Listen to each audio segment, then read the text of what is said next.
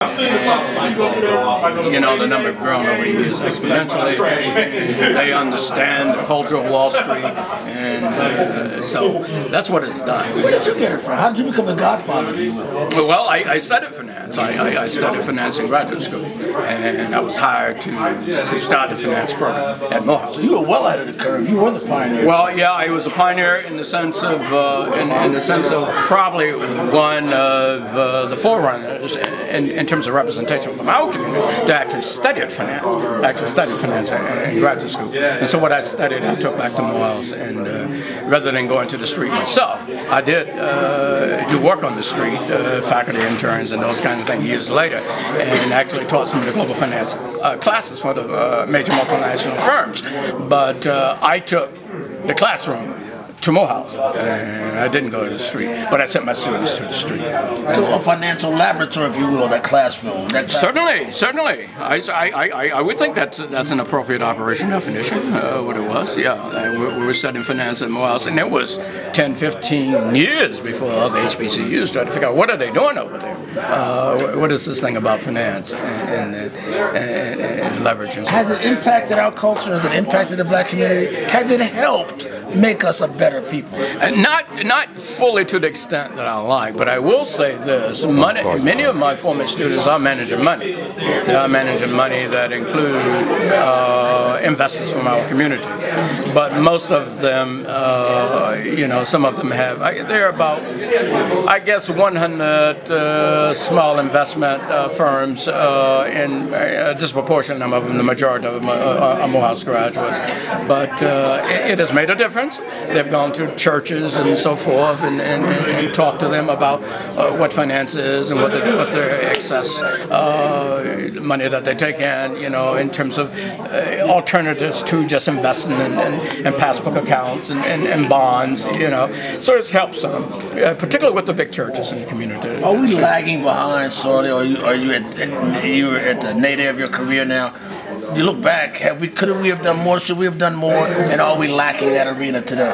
No, I think we should have done more, but we have grown tremendously from where we were in the 70s and 80s, and I think it's caught on to a few other areas now, at least with respect to some of the graduate programs that are exposing young blacks professionals to the field of finance. But no, we're not where we need to be. And that manifests itself in a lot of the mortgage finance foreclosures and so forth. There's very little, there's a great deal of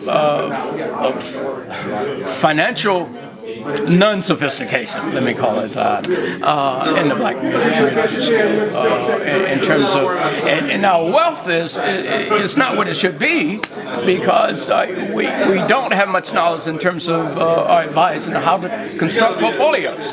Our portfolios are very, very conservative. We're very, very aware of what we call downside risk. In other words, the risk that certain assets might fail in a portfolio, but we are not sophisticated at all when it comes to upside risk. That means opportunity cost for not investing in more risky assets and diversifying the portfolio. Yeah. You know this stuff, don't you? Yeah, I do. I've taught it for a number of years. Yeah, I do. Finally, I'll ask you one last time.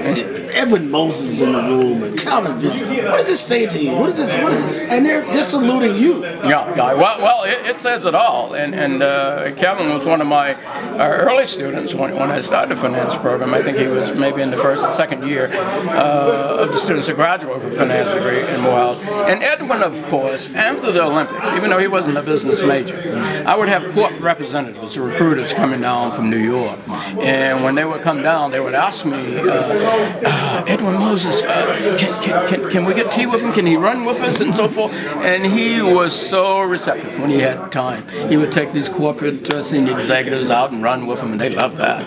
They'd go back and write checks and recruit our students, So I knew Edwin through the other students, but particularly he was a very, very good to me in the corporate representatives in the college by spending time with the corporate reps when we were trying to grow the program, and we needed the resources that they had to grow the program in finance, because they were offering internships to our students, and you name it. I'm kind of surprised by this reception. It's not what you normally do. You're not in the front. No, I normally discourage these kinds of things. I don't allow it, but they sort of, this time around, they initially had me to commit to some time.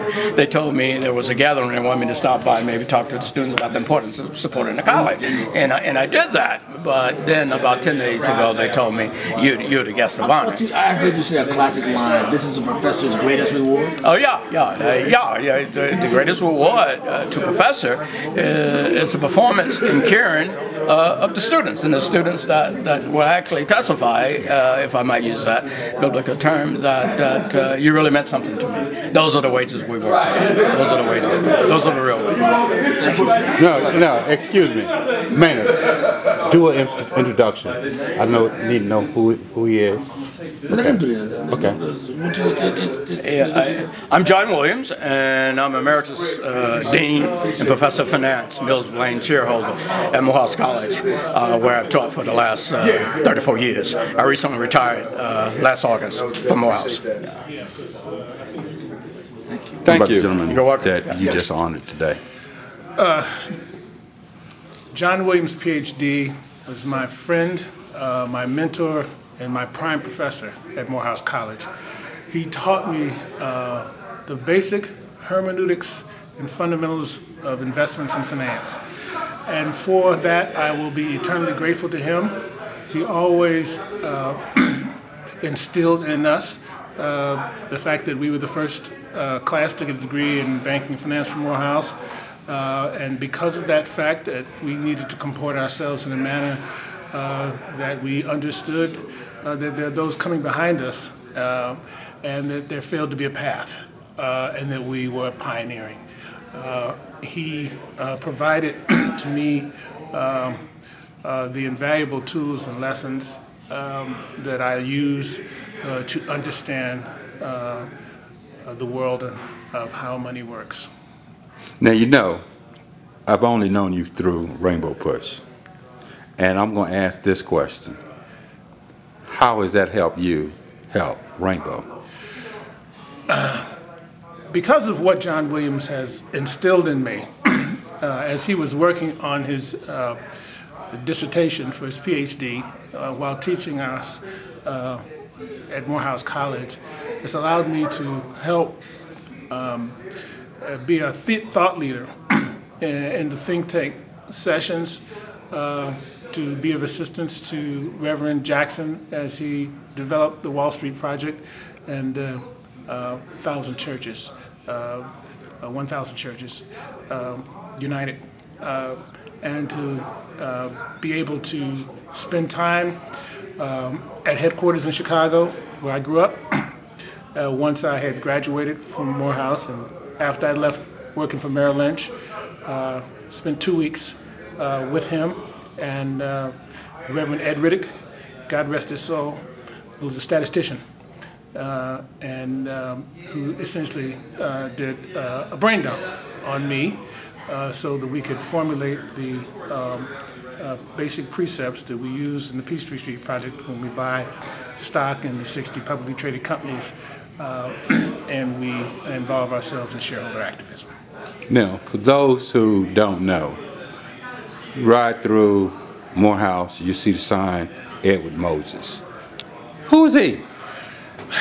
Edwin Moses is a friend. He's my classmate. He majored in physics while at Morehouse. Was on the track team at a time when we failed to have a track. And his event that propelled him to his ultimate gold medal, 3 gold medals he has in the hurdles. He would utilize his knowledge of physics. Most hurdlers took 15 steps in his event, the 100-meter hurdles, and he figured out how to take 13 steps based on his knowledge of physics. Edwin is a businessman. He's in philanthropy, and he's a scientist and good friend. Now, I guess the last question I asked, to have your professor and your classmate who are accomplished, how do you feel? I'm honored. Honored to have known these men for upwards of 30 years and to still have a close relationship with them and to do my best to add value to their efforts in whatever they are and to be of service to them as they serve the rest of humanity. Thank you, sir. You don't even need a tape recorder anymore, huh, with these new phones. Yeah, I know. That helps me tremendously. It's got great fidelity on it. Edwin Moses, you've been known for track and field, an Olympian, Morehouse man. But of late, I hear you talking about something called STEM. Is that your new focus, your new mission, if you will? If you could explain why. Well, I've been a STEM person all my life. I grew up in a family where my father had studied biology and chemistry in college, got his degree from Kentucky State, and went on to become an administrator. And of course, I was in a dual degree program at Morehouse and studied, wanted to be an engineer, but was in a dual degree and did my studies in physics, got my BS in physics, and worked as an aerospace engineer for General Dynamics when I graduated from Morehouse in 1978.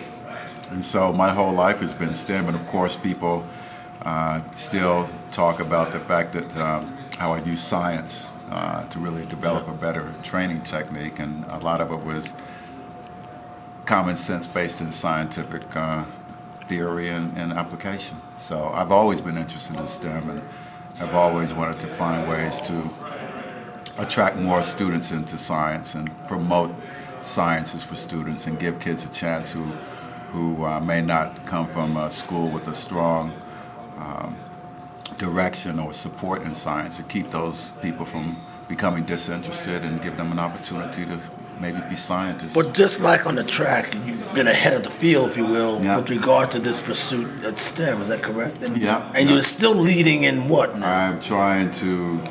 I just want to give more students the opportunity that I had and the opportunities that I can see going by the wayside. Just by my anecdotal information, I figured that if you don't capture, and it's easy to do because young kids love to do experiments, they love show and tell. If you don't capture, if you don't have a child interested in science by the time they're in the 7th and 8th grade, you're probably never going to get them interested. So between the 3rd and the 8th, 9th grade, that's the time where I think a full court press is needed. And we're going to try to work with people, with educators and scholars, to find new ways to teach science and keep kids interested. Because we're lagging so far behind, and that's where the future is, as I understand it. Well, I think last year the president said it was of a national security interest to have more young people going into science. He had a figure, President Obama, of 2 million new science teachers, science graduates from colleges and universities, and that's a lot of people to come out of universities and sciences. But if you lose them in the 3rd, 4th, 5th, 8th, 9th grade, they're never going to graduate. And also, what was said is that in order to reach that 2 million, you're going to have to work with minority kids, meaning Asians, Hispanics, blacks, and disabled people, as well as women, in order to get to those figures. What are you doing? I mean, this is a long-distance race or a sprint, do you think? This is going to be long distance because my whole life has been steeped in science. I'm a scientist. I think like a scientist. I just don't work in the industry, but I know what it takes, and I know what kind of opportunities I've been able to afford myself just by having that scientific linear thinking model. Can this happen? Will this happen? And what are you doing to lead this? You and the Morehouse president, as I understand it. Well, we're going to cooperate with Morehouse because President Wilson is all for it. He wants Morehouse to be even more of a leader in the areas of science and technology. Of course, he's got to raise money, and for the Edwin Moses Global Institute, we're going to have to raise money. So as we move in parallel down the road, we'll find ways to cooperate. And of course, Morehouse has outstanding scholarship and professors over there that are willing to help, that know a lot more about it than I do. Will that be an integral part of the Edwin Moses Global Institute? Or? I think it's only natural for people, well, they have a STEM department over there. So they have a professor who's assigned to finding and researching more about STEM and more about new ways of learning and teaching STEM. So we've had meetings with him already, and we're going to continue to work. Give me a capsule of what this institute, this Global Research Institute, was going to be about. Well, right now we're in the paperwork stage of setting it up. I'm not really even sure. I'm not sure what it's going to take, but I know it'll be an organization that's a funding institute. We're not going to develop a lot of programs that we have to run. We're going to find the best in class, the best people out there who are able to deliver new methods and new For many of us who watched you grow in grace, what is Edwin Moses now? I live here in Atlanta. I've got an 18-and-a-half-year-old getting ready to go to college, so I've been Mr. Mom for the last 3 years. Thank you. Okay. Appreciate it. All right, thanks. Now, Mr. Moses, can I ask one question? Yeah. For the youth who don't know who you are, who pass by Morehouse and see your name on the stadium, for the youth who's watching the Olympics, who are you? Tell them. Well, they need to know. I am a Morehouse graduate. I'm a scientist. I studied physics and engineering, and I attended Morehouse College in the days when there was no track, there was no facility. So I got up early, went running on the streets, went running at the parks, Adams White, John Park, and left high school looking like Urkel, and 3 years later became Olympic champion in the 400-meter hurdles through a lot of intellectual nurturing that I got from Morehouse, and just a lot of really wanting to show that I could do well in track and field. Now, some are saying that you use your learning, and you use your learning in terms of physics to run. I did. Well, you know, running is people confuse running. People think that you're just born to run. But at the level at which we compete at the world-class level, everyone out there has a plan of training. They execute the plan. They review the plan, and they tolerate a lot of physical pain. And that's what running is about. There's no secret to running fast. And I, fortunately, through my physics background, learned a lot of different ways to improve my personal technique. And also, there were some small things in which you could make some really logical choices. And instead of running 405 meters on the track like everyone else was doing, I made sure that I ran 400 meters. So there's ways in which I use science to win races. It really don't take a lot of thought that every kid knows already. Thank you, sir.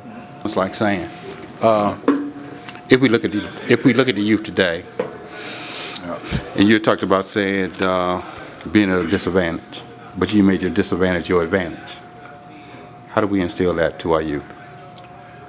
How do we instill your discipline to the youth today? Well, I think that for kids today, I think there's a lot of distractions. There's a lot of electronic distractions. Your phones, your computers, Facebooking and all that. I think that there's a lot of time wasted when it comes to academics. And my son is 18 years old, and his grades went up tremendously because I forced him to understand that all these distractions were occurring and that I wasn't going to let it happen, and his grades went up right away. That extra 15, 20 minutes per class every night when you need to study versus going on Netflix or Facebooking someone, all that really made a difference. So there's just a lot of small things that I think parents have to take responsibility for in order to reduce the amount of distractions. But if you honestly don't know that these distractions are affecting your kid, then you probably need to do a little research and wise up, because it's only logical that it does. So I've made those changes. My son's grades went up right away. Now, you had made a statement that you are Mr. Mom. Yep, I'm a single dad. Now, his mom lives elsewhere. For those young black men, I need a word of inspiration. Well, I think one of the problems that the young black men have is that they don't have a man in the household, and mothers traditionally have to negotiate a lot more with their kids to get them to comply. From the time they're born, the mother is urging children in a very different way. And in my household, it's myself and my son. I run it like a boot camp. You know, beds got to be made, bathrooms have to be clean, you need to wash your clothes, we've got to wash dishes, we've got to clean the house together. And so my father was a Tuskegee Airman and a military guy, and so that in turn, I transfer to my son is discipline, and there's rewards for doing good things, and there's consequences for doing bad things, and it makes the difference. Thank you, sir. Okay.